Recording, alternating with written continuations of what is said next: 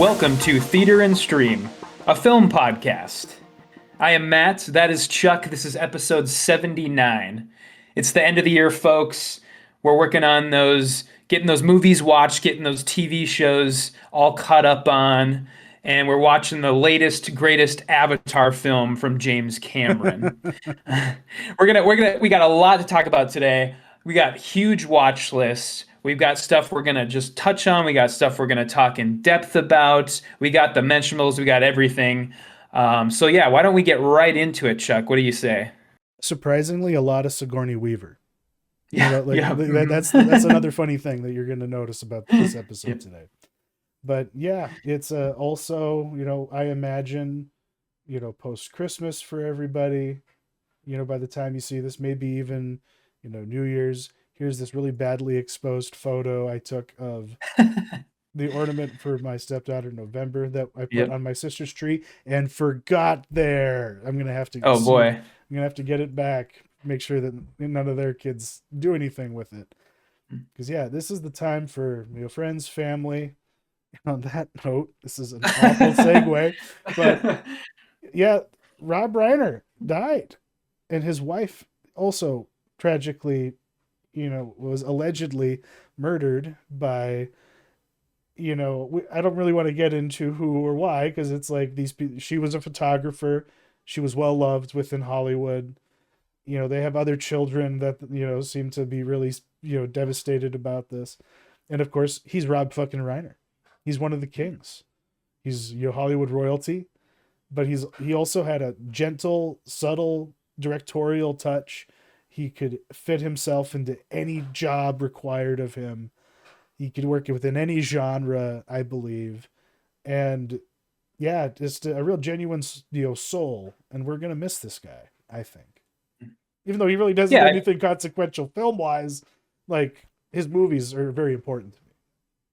Oh yeah, yeah, yeah. I mean, he's definitely been more on like the actor side of things more recently. But you look back at his career and it's like just he makes these movies, multiple movies that are considered stalwarts in their genres. Like he did one of the best horror movies ever. He did one of the best courtroom dramas ever. He did one of the best romantic comedies ever. And it's just like he's like really just like a titan. And then he's got like his acting stuff too.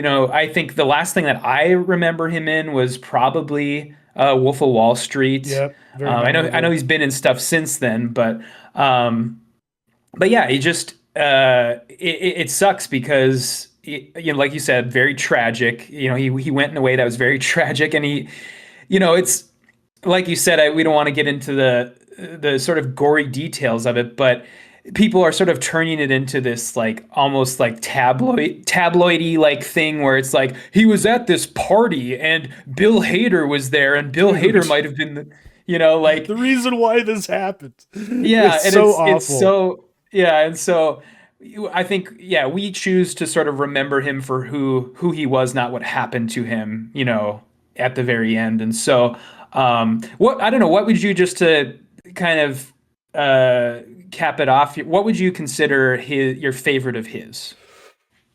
It's a very tough thing, but the movie of his that I've probably seen the most is The Princess Bride.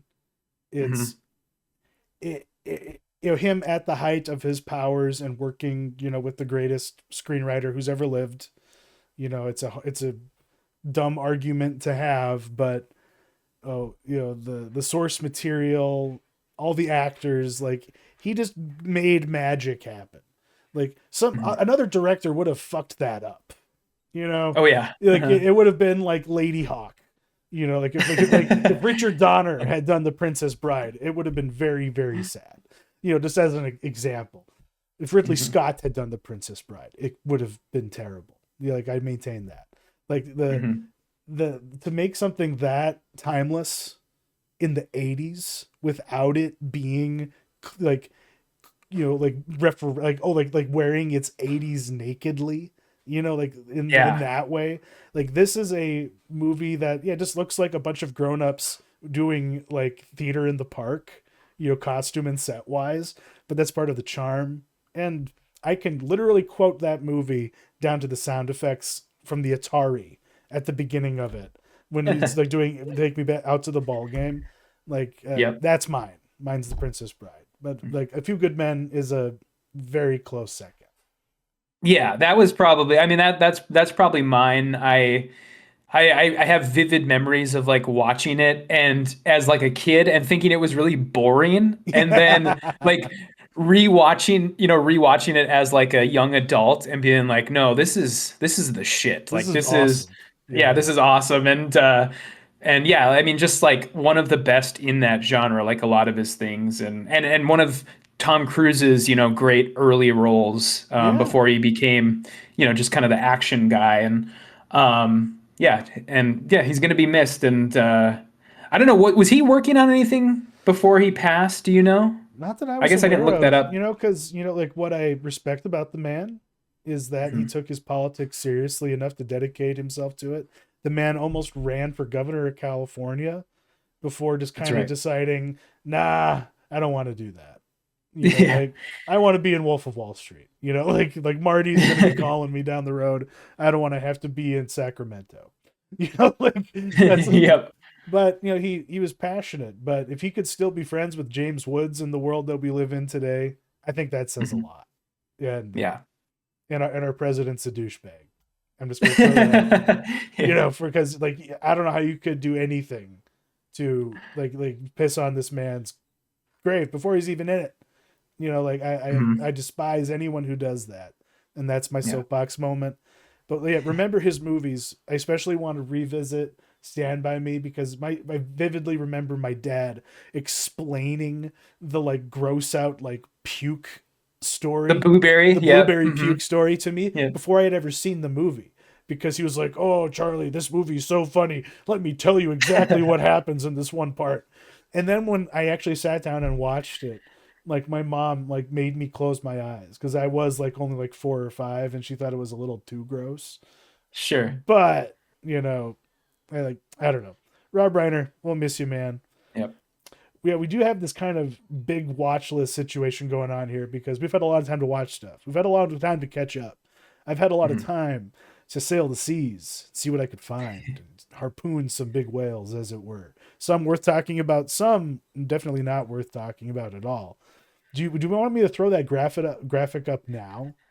Just kind of Yeah, like, sure. Yeah, go yeah, ahead. Just, yeah, basically, I mean, this is kind of most of the stuff that we watched. I'm sure we've both maybe seen things since I made this, but uh, yes, like you said, some of the stuff worth talking about, some of it not. Some of it, I personally am gonna save for our next episode where indeed. we're gonna be talking about our favorites of the year. And so, but yeah, I don't know who's gonna kick us off here with the ones we're actually gonna go in depth on.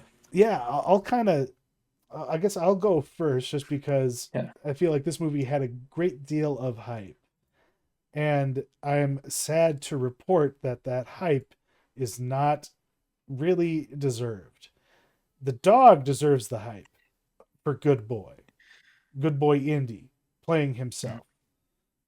He's just a little dog. He's just some kind of like weird New England, upstate New York type breed. But this is the best acting performance you will see this year from this dog. Mm. It's just unfortunately in a slog of a movie that makes 70 minutes feel like 2.5 hours, where it just repetitively does the same. I'm not kidding. It does the same scenes over and over again in a cycle like 3 times with just Mhm. slight variations. And it's an interesting exercise. Should have been a short film. They Mhm. overstretched their concept, and it's it had a very bummer ending, you know, and I feel really bad for that dog. That's all I have to say. But give it an I mean, the Oscar. the On shtick here Yeah, is basically it's a killer dog movie, basically, not a right? killer Like dog that's movie. No, it's a oh, it, okay. That's what it's a my owner is getting possessed, and I'm the only one who knows it, and I'm a dog. okay, I see. And I don't Okay. have the intelligence to communicate about what's going on with my owner because Sure. this guy, he has mental problems. He can't figure out what's wrong with him, so he moves into his grandpa's old house, his grandpa who lives in the middle of the woods, who killed himself and whose dog disappeared, and he just shows up with his own dog, and even his sister is just like, what the hell are you doing, like, why are you there, you know what happened there, and then of course, weird stuff happens, but it's only scary the first time. Like, this isn't like Skinamarink where the gimmick was sustainable and Yeah. the journey it took you on could surprise you in like exploring the depths of its concept and implications. This only had so much water to swim in. It hit bottom one too many times for me. Yeah. Um, do we just want to alternate, or should Sure. yeah, Yeah. yeah? Why don't you talk to us about Train Dreams? Yes. All right. So Train Dreams, a late in the year front runner for my number one film. I'll just come out and say that of the year. So Train Dreams, it recounts the life of, I guess you would call him a tradesman in like the early to mid 1900s in Idaho. He's played by Joel Edgerton, and he's basically just this man who lives and works off the land, and kind of how he adapts to sort of the world changing around him, mostly in the realm of the railroad connecting America and the changing technology. And there's really nothing particularly special about this guy, and I think that's what Train Dreams is ultimately about. A alternate title for this movie would be Elegy of the Common Man Who Lives a Normal Life Well, basically. And I've I don't really I've heard the common refrain from like the movie buff internet denizens that this movie will emotionally wreck you and it's so sad, and I guess that's kind of I have heard sort that of ending true. is really sad. Yeah, and see that's interesting because the ending does sneak up on you. It is the type of movie that sneaks up on you. Yeah, it's just It's a movie that takes its time and it really comes together in the end, but I've had about a week now to think on the movie and I just keep thinking about it. This is one of those movies that just kind of sticks in your brain pan, and yeah. I ultimately found it like very life affirming and ultimately like happy, because I think the message here is basically, live a normal life and be present and let that be enough. It is enough to live a unremarkable life. You don't have to be, 99.9% of people are going to live what you would call a normal life. And, let that be enough. And that's kind of what the Yeah, ultimate message is. And kind of the I anti-brutalist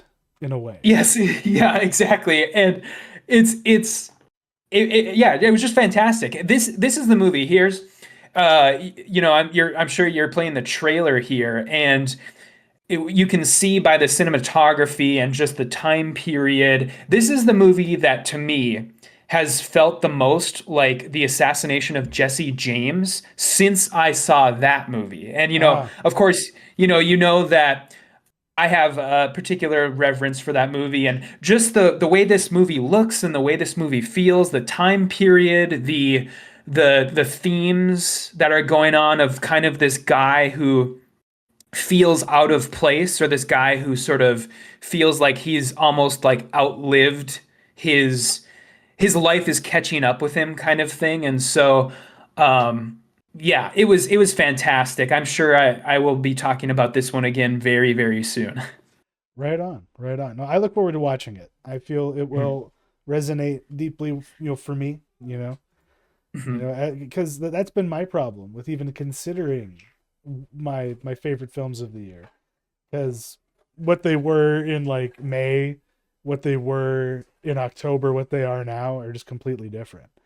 Because I Yeah. keep walking into like weird ass shit like Dust Bunny, which, Mhm. if you are a fan of Hannibal, or like he also did Pushing Daisies. Is that right? Yes. Yeah. Yeah, Yeah. Brian Fuller. Brian Yep. Fuller. Interesting little turn he took here. Because this movie, this is how I would describe it. it's like if somebody had gone to Nicholas Winding Refn and said, "Hey, could you adapt Coraline?" and he was like, "I'll do it, but it's going to be basically Leon the Professional meets the Babadook instead." And someone said, "Brilliant, make it."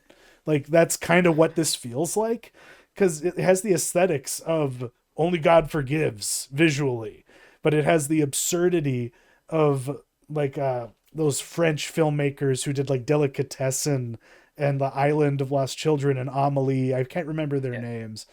Oh, The John Pierre Junet, I that think. guy, yeah, like Yeah. it has this kind of, or I guess a more apt, comparison would be Terry Gilliam.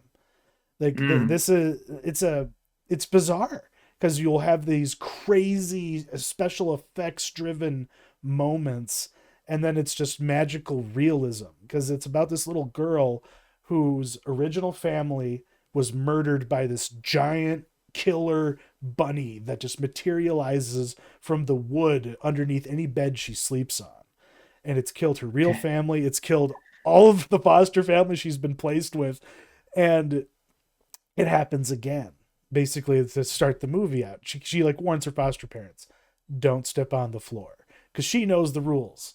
It's like in this movie, kind of effortlessly does its exposition through showing instead of doing a lot like any telling really. And then you have Mads Mikkelsen showing up.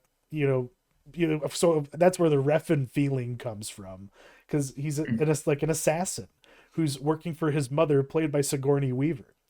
It's a and he thinks that when this little girl tries to buy his services because she watches him kill a whole gang of Chinese gangsters in like a Chinese dragon, like street fair, thing. It looks like he goes inside the dragon, and as he's slicing all their throats as he runs through, he like jumps out of its mouth. So to her, she's like, "Whoa, he kills monsters. He can kill the monster killing all my parents." It is a wild, unpredictable, fun, stupid little movie. And yeah, I'm probably going to be talking about it more, come next week or the next couple weeks rather. It sounds crazy because this movie is, I'm so glad you watched this because this movie is completely under the radar. Nobody's talking about it. Like it just went because Brian Fuller is one of those dudes who he has like 1,000 pans in the fire, and it's more surprising when he actually makes something than when Ah, he doesn't. It's like this dude is like a constant like stopper and starter of projects. And so it's weird that this is the one that yeah. came out, And and it's just not registering at all with people. And I don't know why that is. I guess it's just too strange, it's too it's too it's weird. it feels like a script that was written in the like aughts. Like this should Mm. have come Hmm. out the same year as Running Scared or like Lucky Number 11 or Smoking Okay. Aces. But like the proximity, like I don't know, the magical realism and the child actress stuff, like all of that, just didn't resonate at that time at all. Like look at The Fall, like everyone ignored the shit Yeah. out of that. And but so this almost feels like something he's had in his pocket for a long time, or that somebody has. I don't know who wrote it. I haven't looked that deeply into it. I need to, but well, yeah, Mhm.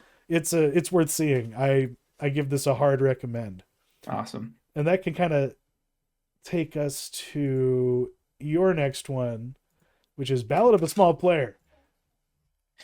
Yeah, this another movie that didn't really register with a whole lot of people.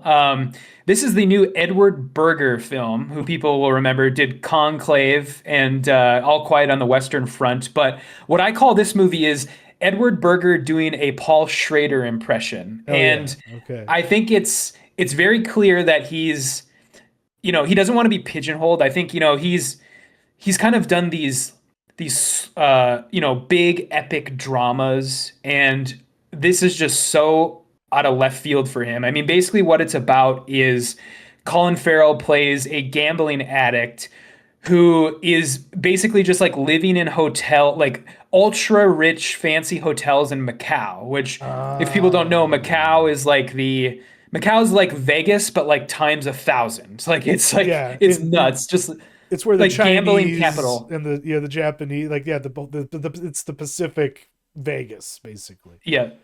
And it's like it's I mean, this is just a completely frenetic movie because he's constantly up and he's constantly down. He's constantly losing his money and then getting it all back, and he's having to dodge like casino security guards and the front desk guy who's trying to make him pay his like hotel bill. He has like $8,000 in debt to this like hotel, and he's like this movie, it just makes like, I don't know if you've ever been to Vegas, but I've been Not to yet. Vegas once, and I find it, especially as I get older, I find it so trashy and like gross. And this this gives me those feelings. Like when I was in Vegas, just, looking around and seeing just like the disgusting, like the people and the trash everywhere, and just the flyers for prostitutes that litter the streets that just like blow around. And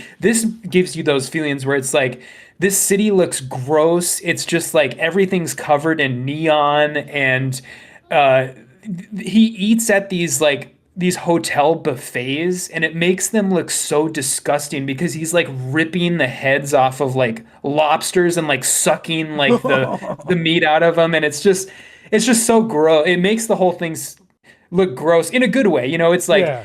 it's just like it gives the movie this feeling of just like neon soaked garbage. And I loved it. I know that, like I had said at the beginning of the review, a lot of this just really isn't hitting for a lot of people. I think it's not the Edward Berger that we've become used to, in the last couple of years, but I loved it.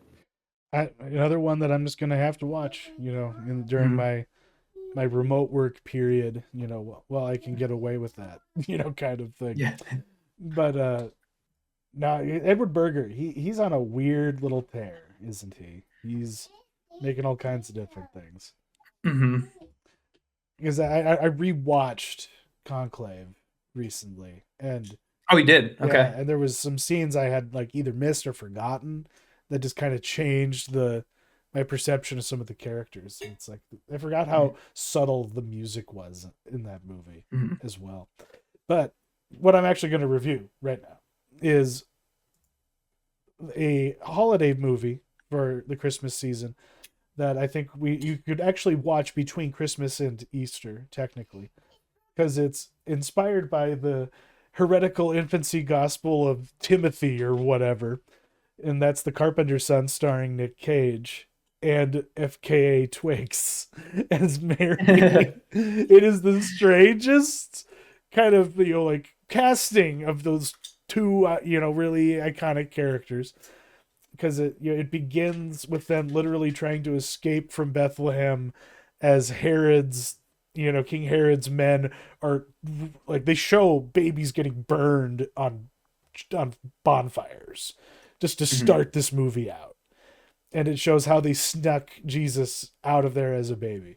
But then from there it just turns into a fucking horror movie, and in the best way possible, because it's like what if Jesus, like, and it's heretical because it implies that Jesus wasn't fully omniscient and aware of who he was and already baked in with wisdom, Okay. from the go. Like I think Yeah. that's canon. What's heretical is the idea that he traveled to like visit with Buddha and learn philosophy from somebody else. Even though like that's a cooler story, and I and that's what makes this interesting, because it's like, what if Jesus didn't know he was Jesus? What if he Mhm. didn't? What if he genuinely thought Joseph was his father? And why is he always like hearing people's thoughts? Why is he able to like make things happen just by thinking something into existence, essentially? And it's like, it's basically like what if Jesus was Homelander, but not evil Homelander, but just like not in control of his powers, Okay. as his godhood, the mantle that he's gonna assume in adulthood when he starts preaching. You're not there yet. you're seeing him fight Satan for dominion on earth because he's possessing everybody in his little town, and he has to cast Satan out of them by ripping like rattlesnakes out of their throats. Like, it's a metal ass movie. It's not for everyone. I understand if people don't like this, but I did, basically. Yeah, these movies are always really interesting. You had called out on our doc The Last Temptation of Christ, and this, sort of seems in a similar vein. But I always find, movies like this, or movies like remember Noah, the Darren Aronofsky Yeah, movie, dude, I and loved Noah. Love that movie. I Yeah. I like my mom is pretty religious, and every time, a movie like comes out like this, or like Noah or something like that, I ask her, would you be interested in like seeing like Noah? And she always says no, because she thinks, I think she has a very palatable version of like the Bible in her minds. Yeah. Like the very like, there's that animated David movie that just came The out, which Angel is of Studio thing. Yeah. yeah, and so that is like, that's like the most like digestible version of that story. I mean, it's literally made for kids, but there are a lot of biblical stories where, you actually read the text and it's like, oh, this is really fucked up. Like this is actually like really, really messed up. And if you were to adapt this like word for word, it would actually create an incredibly messed up movie. And that's why I like stuff like Noah. Noah's interesting because it's like, okay, this is really like crazy stuff. Yeah, no, for real. Like, if the story of Samson were ever adapted, like biblically accurately, it would be like metal as fuck. Because Yeah. the whole end of the movie would be him with like his I don't this is after he's been like betrayed, and he's just like, or even maybe it happened before it, but at some point in his story, he gets like a bone from a dead mule, and he kills like 100 men with it. Our joint, I guess, one that we're gonna talk about here, because there's things that I don't even have on this little graphic, like caught stealing. I'd love to talk about that. A lot of different stuff. But we both did see Wake Up Dead Man. And what did you make of the third Knives Out film? Yeah, it was I think I'm kind of in line with what you were thinking. This is better than the second one, way better than the second Way one. better. But not as good as the first, of course. I don't know if that's ever going to happen, if especially if he keeps making these. I don't know if you're going to top Knives Out. I I've watched it so many times since that movie came out, and I do think it is probably like pretty much a stone cold classic. But It's a this hangout was, movie. Yeah, no? yeah, yeah, it's Yeah. it's it's just a great movie to like throw on. It's a great movie to watch with, the like your family. It's there's nothing like that. I watched it. Me and my mom and my wife, we watched it last Christmas. Actually, it was just like a really good movie to watch around that time. But this one, I appreciate what he's trying to do, where he is trying to make these movies different. As far as like the original, is about family dynamics and wealth inequality, and the second one is about how, I guess, like being smart is not necessarily a prerequisite for being ultra rich. And this third one, I guess, is ultimately about religion, specifically Catholicism, how religion plays different parts in different people's lives. And I appreciate what he's trying to do, but ultimately it just gets a little too cute for me. I don't like mystery movies where you, as an audience member, aren't getting all of the pieces of the puzzle, to sort of figure out, to try, or at least to try and attempt to figure out what exactly is happening. I feel like he is purposefully holding back certain elements and then just kind of, dropping them in, sort of being like, oh, I bet you didn't think about that thing that I never even told you about, like that I never even hinted Yeah. at. It's just like, I don't like that. I like when mystery movies give you all the pieces, and it's up to you as the audience member to kind of connect the dots. And I feel like this movie doesn't give you a chance to do that. I feel like it would be almost impossible to figure out what exactly is going on. And yeah, what did you think? Well, and I guess that's what I'm grappling with, because it can, like, and I'm almost making me question how good Knives Out itself really is, because he does the, I don't, it happens, yeah, it's different in this one from the first one, because in the first one we kind of suss out some of the truth because they're able to know when Anna de Armas is lying, yeah, like when her character Yeah. is lying because she throws up all the time. Hmm. But it does, even when she reveals her truth, it doesn't answer all the questions. And I guess fundamentally that's what happens in all of these. And what was really bugging me was that we're basically just doing the same exact thing again. What's another kind of conservative stereotype we can skewer? What's what's the issue of the day that I can put at the forefront? If it's immigration, billionaires, or I guess just misogyny within the church.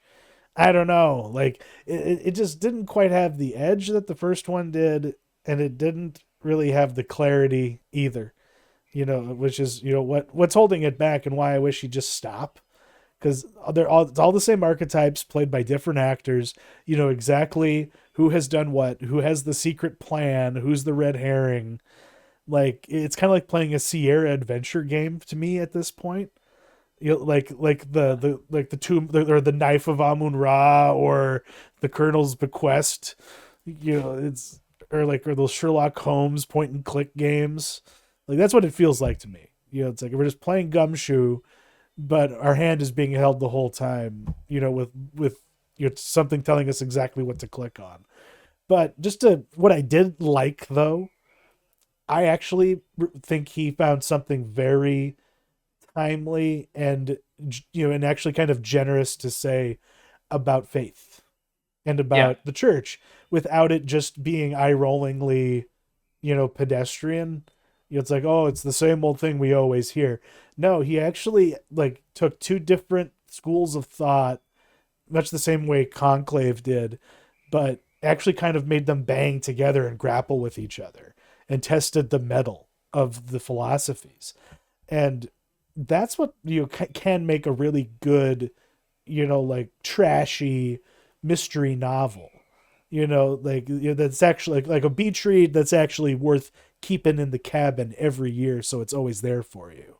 And Hmm. that's what the original Knives Out is. And that's, unfortunately, this movie doesn't quite reach that height. The I really liked Leo O'Connor's character. I thought that Glenn Close was just hamming it up, and most of the other characters were pointless. And this is the ultimate downfall. None of these other characters in either of these sequels are as memorable as a single one of the family members from that first movie. And that's Yes. ultimately Mhm. why they fail. I don't care. They're not interesting. Yeah, yeah, they're definitely not. Yeah, I didn't really. There's a lot of miscasting going on too. I'll say right now, miscast of the year, Mila Kunis as Oh that my sheriff. gosh. It was just Yes. like it's like what was the thinking there? What was the casting process with that? I mean, I guess she's a big name, but I feel like that's the only thought that went into that because yeah, that she was bad in that role. But yeah, O'Connor was great. Brolin was great. I really liked when he was Yes. alive. He He was was the great fire and keeping the movie going. He was yeah. amazing. Yeah, his I loved, when him and O'Connor just got to play off each other and the confession, like, oh, I masturbated, 5 times this week and then going in for the handshake and that Yeah. was I Yeah. loved all that stuff.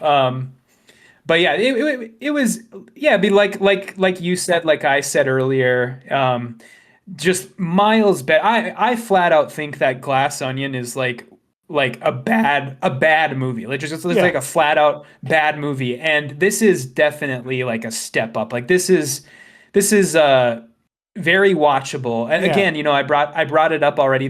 They dropped this right around Christmas time, and I think this is another one of those movies that's like once all the small kids have gone to bed, throw this on the TV when everybody else is kind of winding down for the night. Yeah, no, it can still fulfill that role. And Mhm. I don't know, like I kind of want him to do something different, Mr. Johnson. Same. Like he originally came up with the Knives Out concept in 2005 while he was making Brick, Wow. or Yeah. like around the time like 2004, 2005, like when he was Mhm. making Brick. So, yeah, you know, I know you're not making your Star Wars trilogy anymore, Ryan, but give us like I wouldn't mind something like the Brothers Bloom again from you.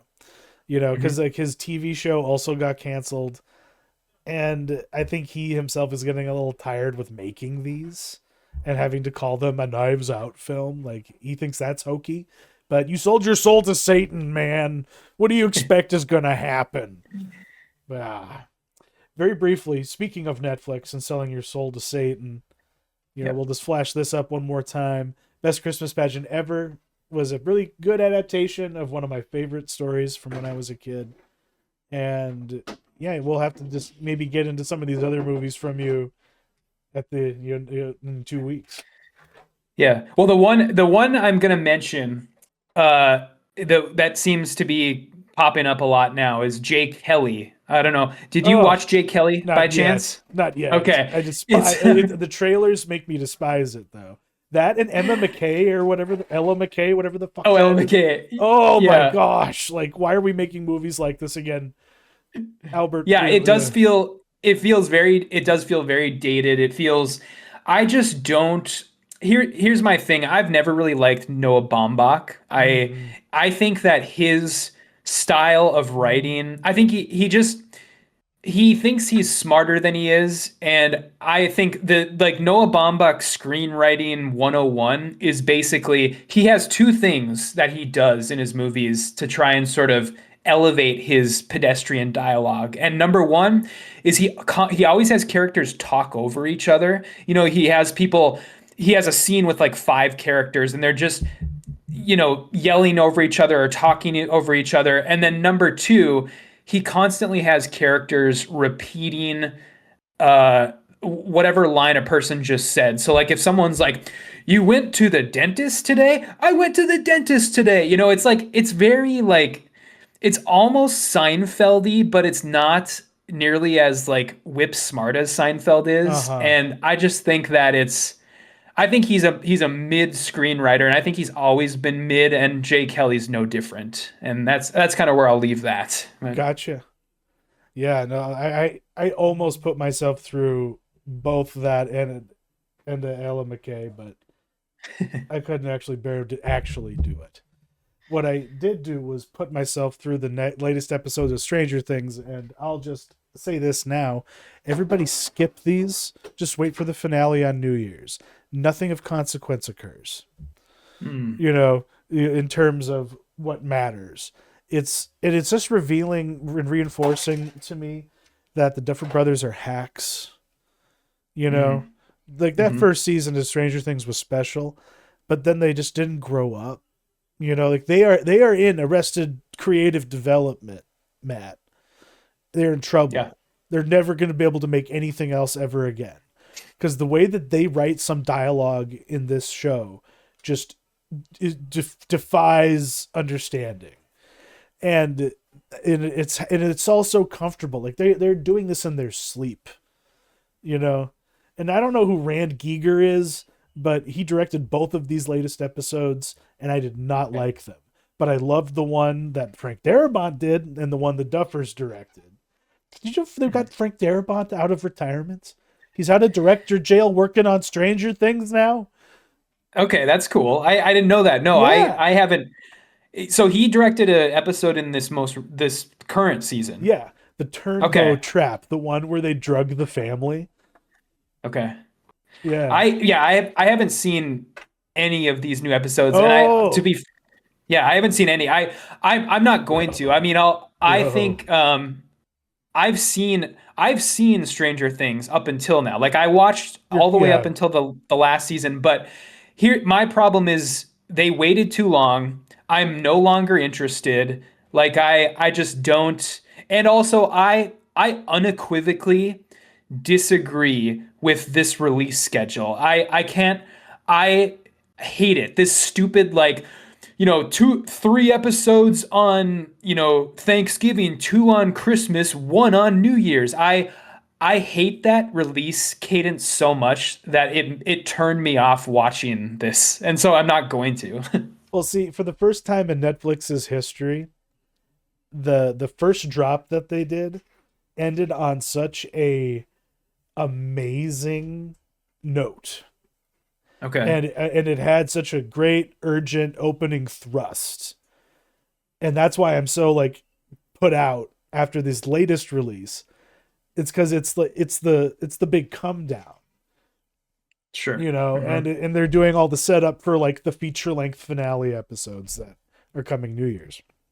Hmm. But for the first time ever in Netflix's history, they actually had a genuine cliffhanger moment where they had people hanging on and wanting to wait. The difference being they can't sustain people's attentions from year to year, Hmm. generally. Like not in the same way that like, Next Generation could, when in syndication's era. People will be reminded of it, I suppose, if they if I don't know, I'm getting lost in my argument here, but there is something that has some merit, I guess is what I'm saying. Like for Sure. Netflix, they did it was I'm surprised they did that because they are the put it all up there and let them have it, just Yeah. funnel it right into their throats, like that's what they're all about. Whereas the old guard were like, no, we release things week to week. Yes, that's how we know that we're advancing through the year. Yes, that's how we keep track of time. Like. But then you had Netflix just finally maybe for being like, okay, we're gonna tease you. But then Hmm. instead of giving us like more of that energy, like if I guess they couldn't keep it up because they Yeah. spent a lot of fucking money on those first four episodes, and they spent nothing in these last two. Like that's what's clear, and everyone's just going getting all fucking gaga because fine, I'll just spoil this. Hmm. Will finally comes out as gay to everybody, and they give that a great deal of emphasis, and go if that's okay, fine, whatever. But why does this matter? The world is about to end, and you guys caused it. Like come on, like Mhm. care about that maybe a little bit more than whether or not you like girls or boys right now. And Mhm. that's the thing. The most insufferable character that's ever been introduced to this show is fucking whatever her name, Hockey, Ethan Hawke's daughter, Maya Oh, Maya Hawke. Hawk. Yeah. They only know how to write her character in like two ways. She's either like rambling, making some kind of reference that's like so twee. Like she is a manic pixie lesbian dream friend, basically, Hmm. and they use her to be like, oh yeah, haven't you guys ever heard of The Great Escape? Here, we're gonna play the music cue from The Great Escape, and then I'm gonna explain how our scenario is just like The Great Escape.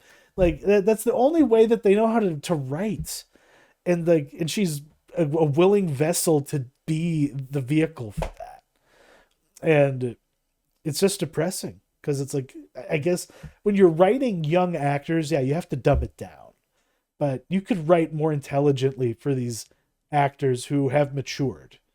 Like Yeah. in my opinion, unless they truly just aren't capable of it. It kind of reminds me of the Twilight problem because like all of the actors involved in Twilight were being held back by the material, except for those who embraced it. Hmm. Like the guy playing the villain of the Volturi leader, like that actor was having a Oh, great was it time. Sheen? Yeah, Sheen. Michael Yeah. Sheen. He was having a Yeah. great time. But yeah, that's my notes for Stranger Things season 5. Should have just given it to us all on Christmas Eve. Mhm. Just stop wasting all of our time. Yeah. Now it's time to talk about another giant fucking waste of time. Um, which is Avatar, Fire and Ash. Matt, why don't you take it away while I shrink this? Yeah. So Avatar Fire and Ash, the third movie in the Avatar series. What is it? The third movie that we've gotten in, God, how long has it been now? Almost 17 years, I want to say. So that sounds Um, about right. Yeah. yeah. And so Okay, so Fire and Ash, it's overly long. It's a retread of The Way of Water. It doesn't have the benefit of releasing in 2009 like the first one, nor does it have that benefit of having sort of a refreshing 13-year gap that the first and the second one had in between them. And so we're in 2025 now. This sort of novelty of like, ooh, oh so pretty. What I'm seeing on the screen, it looks so good. It's kind of, for me anyways, it's worn thin because I think visual effects have caught up to the Avatar movies. And I yeah, I just kind of found it boring. This series is in dire need of expansion and iteration. It needs like a time jump. It needs a change in setting. The elements of Avatar 2 are so recycled, and these new plot lines that they're either introducing or continuing from the second film are so misguided. Because we remain with the water Navi in this one. All of the bad guys are exactly the same. The whale subplot continues to bore. Jake Sully is still wrestling with stuff he was wrestling in the first film. His Taruk Makto status, and it's just everything's like the same. It's the same. It's the same ships. It's the same boats. It's the same mechs. It's the same weapons. It's the same finale as the second movie. Just bigger. Um, yeah, just yeah, bigger, and it's I guess the new elements come in the form of this Ash clan and their leader. And I thought, that stuff was cool. Varang is a really cool character that unfortunately just kind of disappears and is never seen again in the third act of the movie.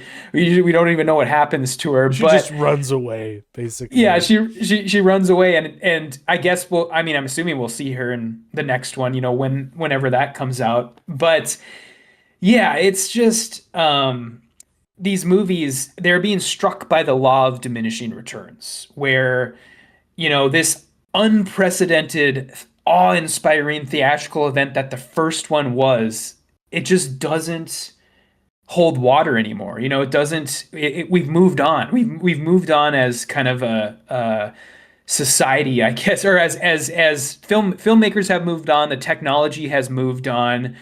We're not making headwinds with the story or the setting, and it's just Yeah. kind of largely underwhelming. And that's kind of where I'll leave it. Yeah, but I don't know. What did you think? Well, he fucked up in this way. He started thinking that his technology and innovating and iterating that was more important than advancing or iterating or prioritizing anything else.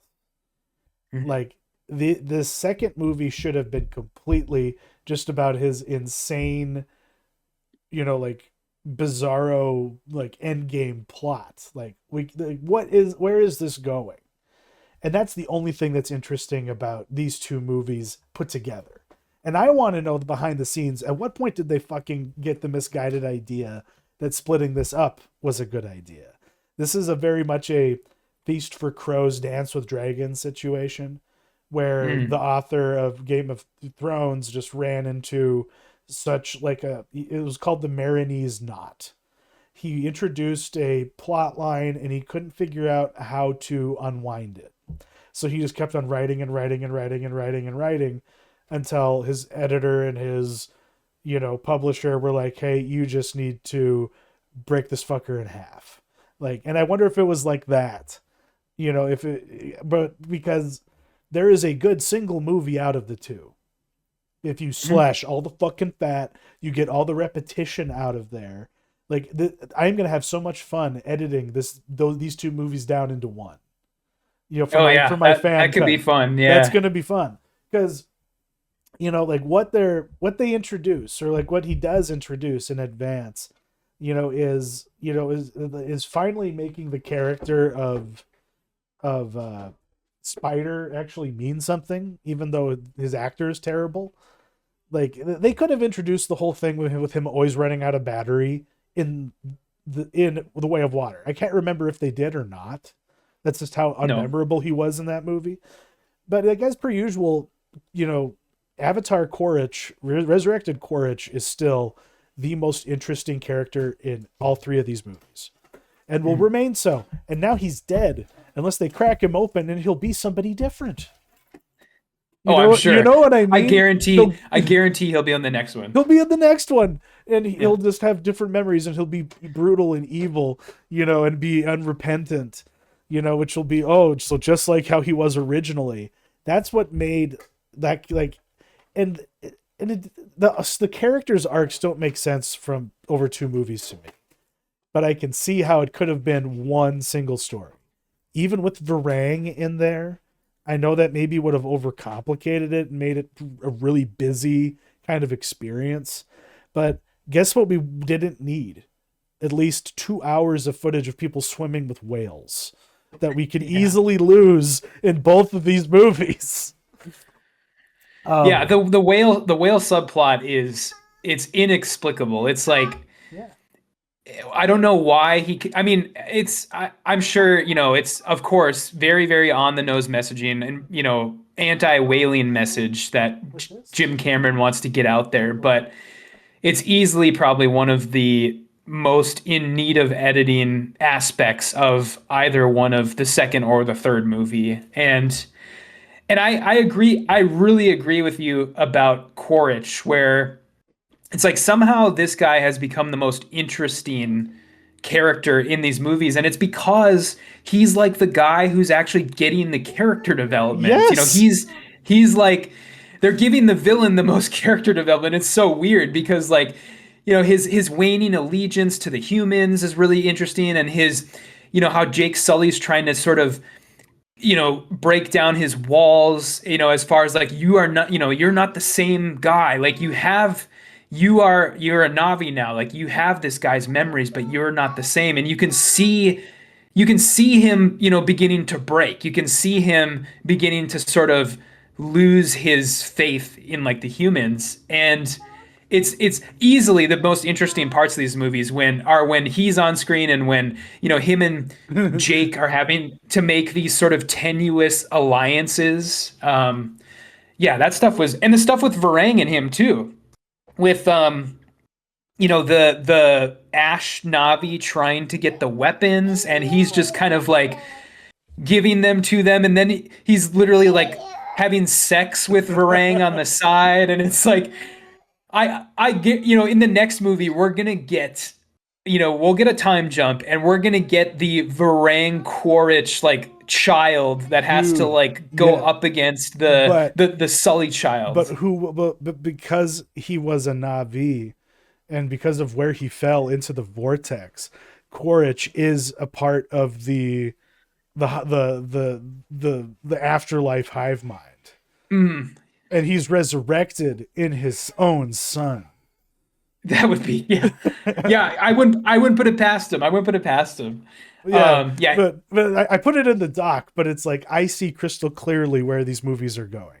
And if Jim Mhm. Cameron doesn't do exactly as I have written it, then he doesn't know what he's has in his hands, which proves my point that he's resting on his laurels and he's just so focused on his technology that he's not being as cutthroat with the story as I know this man can be. Like, this is a guy that could have made Jurassic Park into like one of the most horrifying films ever made. You know what I mean? Mhm. That's what he would have done if he'd gotten his hands on it. And he can do the same thing here, even with his like utopian alien, scenario he's setting up. The Yeah, because it's what's gonna like, happen is this. yeah. Like, because they've already kind of teased it, unless I'm mistaken. They're gonna be going to Earth, right? Okay, I can see that. That's the Yeah. rumor that I've heard. They're like, okay, Earth clan's just gonna keep fucking coming back here. What we need to do is fix Earth so that they'll leave Pandora alone, Hmm. and that's Okay. gonna be the plan. And it's gonna be the golden path that Spider and Kiri are kind of being given, by Awa. Like what they are, because he showed the way that it's possible. Just get some Awa mycelium in you, and you too can have your giant blue waifu girlfriend, alien Xeno girlfriend, and so there's going to be like contingents of humanity that want to change their DNA and Pandorize themselves. There's going to be ones that want to remain pure, and there's going to be like more factions to it than just, "Oh, I good scientist." No, there's going to be humans that are like, "I don't want to put your alien goop in me. Fuck you. Help me fix my planet, or I'm just going to destroy yours and take everything I need to it to survive." So it's like, how do you like, because this is a game of Black Forest, like the Dark Forest, theory, kind of like the three body problem. But Mhm. Earth is the humans are the danger here.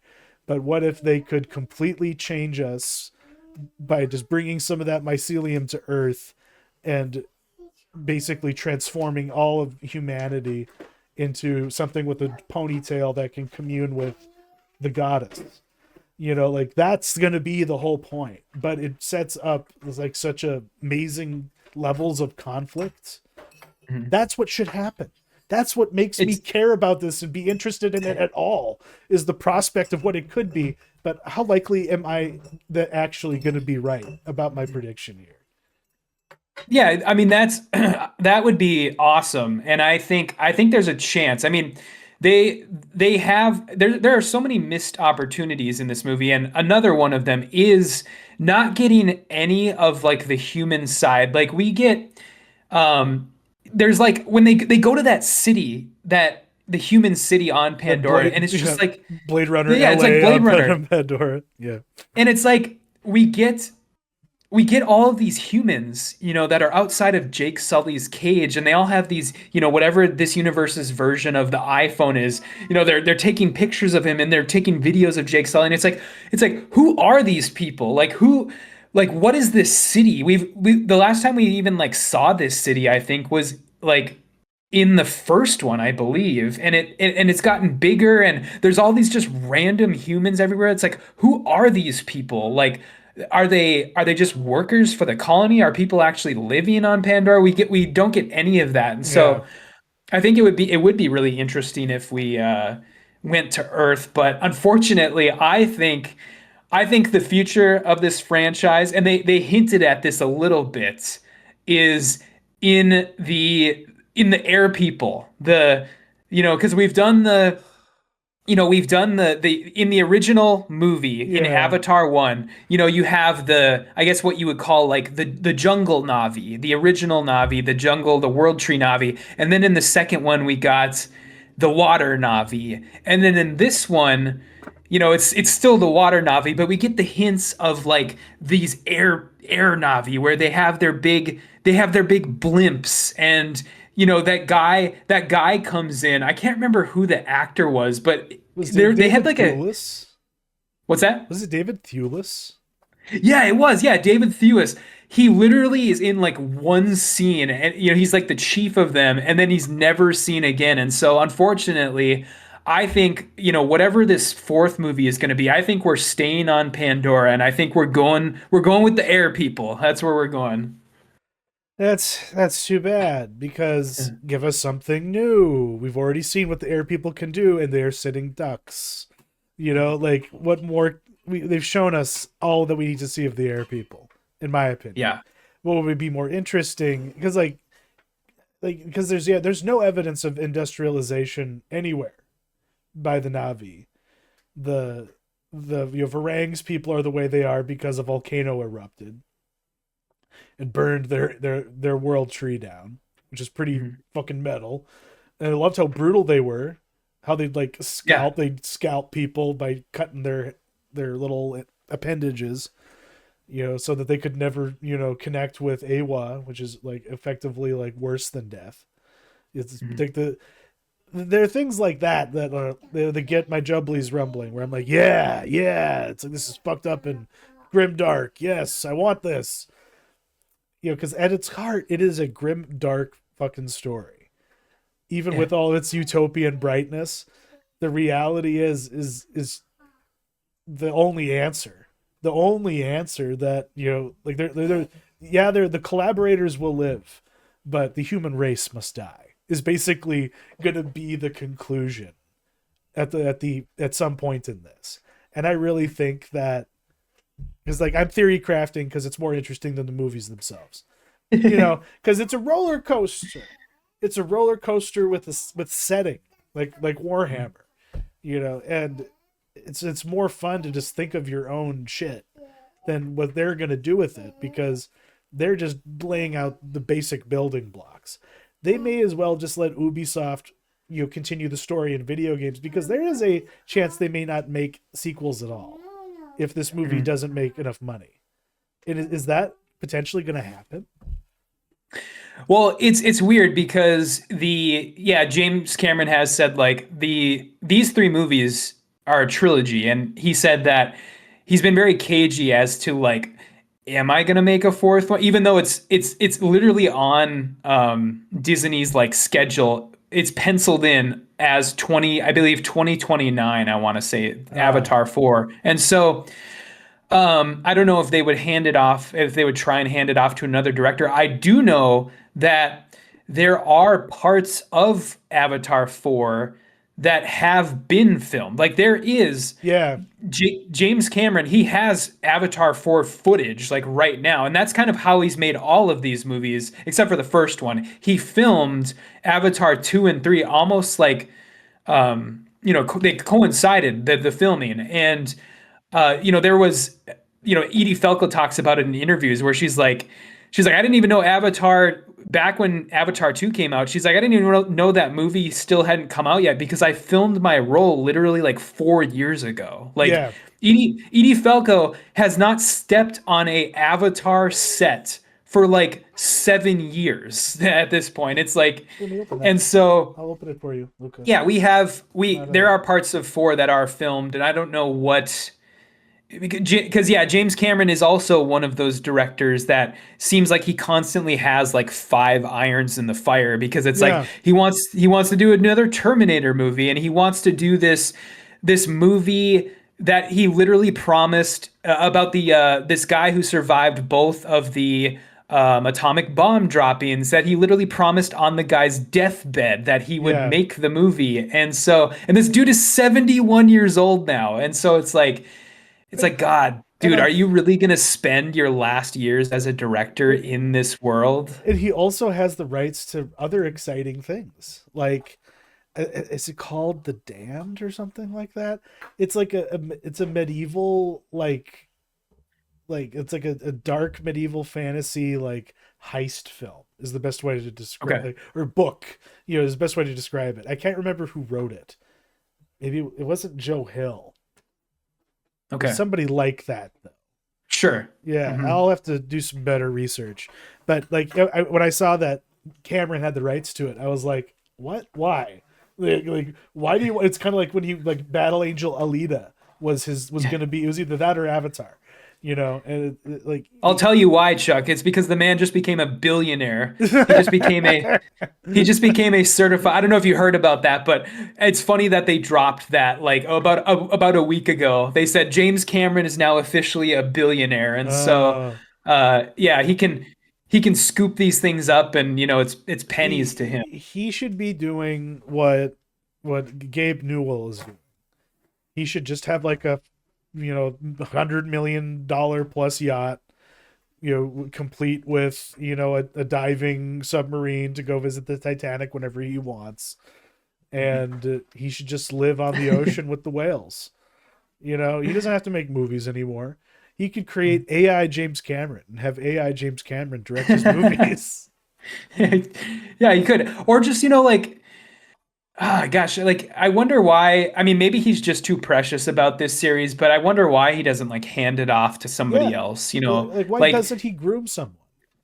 yeah, exactly. I'm sure he has many, you look at the number of writers on this movie. It's I think this movie atrocious. has five credited writers. This movie has five credited editors. And it's like, dude, you clearly have people that you trust with these things. Like you have these, and so like find somebody to do these so that you can go off and just, make your secret Terminator movie, or make your nature Yeah, documentary or whatever you want to do. whatever you want to do, man. Like, because it's just because he is just he's so maximalist with his effects that these things take years, and the way that he makes them, like you say, it's like he's just randomly getting it. This is what we've rendered this week. Jim, and what do you think? Oh, this 5 seconds is pretty good. Come back when you have 30. Or because it's just like these movies are the reason why we have global warming. If you think about it, all the Yeah. energy expended rendering this shit and shooting it and supporting it, like it's an insane amount of resources go into these. So Mhm. yeah, if they're not making $2 billion a pop, why are we doing it? I don't know. Yeah, I mean, I don't know have you checked the box office I lately? was Is it just is it about on to. track? Okay, I was gonna say like I don't know how good it's doing. I mean, I'm sure it's doing gangbusters in overseas, but I don't know if it's another story here if people are just kind of getting tired of it by now. But um, Hey, Marty one thing, Supreme made $7 million. Okay, so right now, I think it's made 566 million globally. globally. Okay, Yeah, so budget yeah, no- 350, promotions 350, however many millions of dollars they spend. okay, Yeah, yeah, they're gonna make four. They're definitely gonna make four yeah. after hearing that, and so it's just I guess the question of when, but. Um, Yeah, I don't know if there's anything else you wanted to mention about. I feel like we've been dancing around the actual movie and just talking about more, like you said, Well, more yeah, interesting things, but but but what resonated with me, at all, was the exploration of grief, that it did do when it did it. mhm, Eventually, the time just comes to be a hard ass bitch who goes in and saves her man. Like that's so like Natiri. I was like, yeah, girl, I'm with you. You do your thing. But in general, like, I liked seeing Giovanni Ribisi come back. I liked his mhm, character and the subtle hint that he's a nepo baby. I think that's funny that like your dad is just so fed up with you, he sends you across the fucking stars to mhm, like run the family business at the outpost. I think that's mhm. just hilarious. I want to know more about that. But yeah, in general, I am just ready for there to be more all out war. I'm tired of the Navi acting like there's some sort of coexistence or compromise that could be possible. I just want to see both sides seeing each other as filthy Xenos, and I just want to see some war, baby. Because yeah, my theory goes more in depth. We like eventually something goes wrong with Awa, and she's permanently set to warrior mother mode. Mm. So I can see that. she's an enemy, eventually to Yeah, no, everyone. Yeah. I love that line of thinking, and that's kind of I guess the last thing that I'll say about it is ultimately this movie is a series of things that made me like perk up in my theater chair and then slump back Sit down right back because down. it's just like a series of missed opportunities because yeah, like the AWA thing, I was like at the very end there, they're trying to make their way to AWA and she's, represented as this giant like hulking Navi that is like but it would have been so much more interesting if instead of turning around, what if she turned her back on them? Dude, yeah. What if she, yeah, like Yeah. when they were sort of making their way towards her, what if she turns her back instead of helping them? Or, and it's a series of stuff like that where I'm like, I thought Jake and Natiri debating killing Spider, That that's a was a really good interesting, scene. That was a good yeah, scene. Yeah. that's like a really interesting plot point that just gets dropped and there's all sorts of stuff like that the Navi debating whether or not they should use human weapons. I thought that was going to turn into something where the water Navi were going to just get their shit kicked in by like the Ash Navi because the Ash Navi are using human weapons and the Yeah. water Navi aren't. But nope, it's just like all these missed opportunities and that's kind of how the whole Yeah. movie felt, Yeah. No, basically. there just needed he needs a Sally Mankey, I guess is what I'm saying. He needed someone to Yes. be like, Hmm. Jim, you can't fucking do this. Like I'm gonna say no, Jim. Yeah, Moving on to definitely. the mentionables. I love the image that you just picked to represent yours. So why don't you explain what this is about?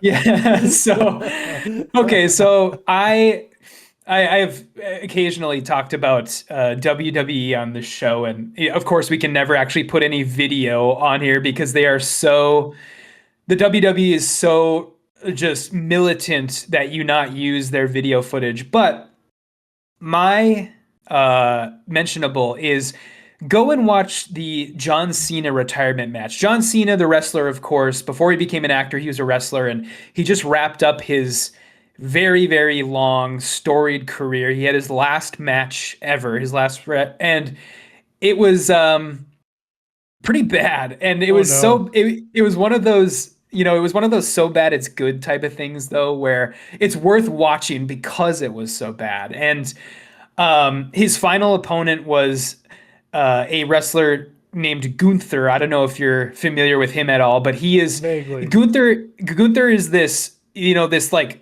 7 foot tall German guy, and whenever it's really weird because his in-ring entrance and his music and stuff very, very purposefully evokes like the Nazis, basically, like where he comes to the ring and he's got these like pillars behind him, and his theme music is very like military sounding, very like military parade sounding, and it's really interesting. But so yeah, anyway, John Cena's final opponent was Gunther. The match was kind of a cluster fuck, and it wasn't very good. But ultimately, the thing that made everybody turn on this final match, like you should go and watch the video just to see the audience turn on and just the booze and everything. Where the way that they chose to end it was they Gunther put John Cena in a submission hold because that's kind of his signature thing. He makes people tap out.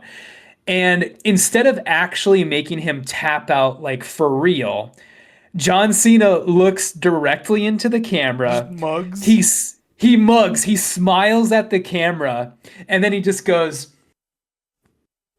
like that. And so it's it's Oh. kind of a He broke yeah, kayfabe. he broke kayfabe. Kayfabe is dead. Kayfabe in WWE's in the realm of WWE, kayfabe has been dead now for like a couple years, and it's really, really annoying. And yeah, it's just the crowd immediately turned, and people were booing as John Cena was leaving the ring, and I feel so bad for him because it was supposed to be this like, very, very regal, very somber Yeah. thing, A and send off. it, It's like yeah.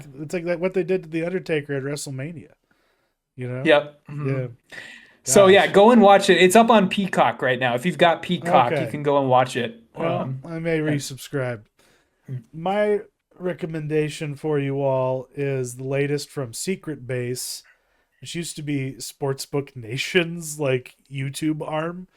They broke off and did their own thing, but the our friend John Boyce does these like infographic documentaries that are outstanding, and his latest one is about the history of the internet, which he proposes began with the creation of the telegraph wire system and Morse Mhm. code and all of that. And what's awesome about how his approach, obviously based on this thumbnail, is that throughout the development of the history of what became the infrastructure for the internet and what the internet as we know it, it involved two different archetypes. One is Tim Allen from Home Improvement, and then the other is his partner on Tool Time, Al Borland. Al Is Borland, that? where they like Yeah. there's always there's always a Tim Allen and then an Al Borland in every stop in the story, and it's just very fascinating and funny. I think like 3 parts are out right now, and if you've never seen any of John Boyce's work, he's one of the best content creators that we have, and we need to Mm. keep him around, in my opinion. Yeah, that sounds cool. Who did he superimpose the heads over there? Is that like Alexander Graham Bell and somebody else, or do you Yeah, know? but basically, Okay. yeah, no, not Bell. It was like Samuel Morse, and then the guy that Okay. actually created the code that created Morse code, he ripped him off. Mhm. He stole it Sure. from him, Hmm. and fought the other guy getting any credit. So yeah, the guy on the left is the man who really created Morse code, and then Tim Allen is over Samuel Morse. Sure. Yeah. But that kind of does it for us this week. We're gonna get back together to do our end of year, evaluations of our best of the best. But until then, take care. Thank you for watching. Thank you, Matt, as always, for joining me. Where did you find crackers? My son is getting in mommy's bag. Okay. So we had some lunchtime. crackers. It's lunchtime. Thank you all. Have a good night. See ya. See ya.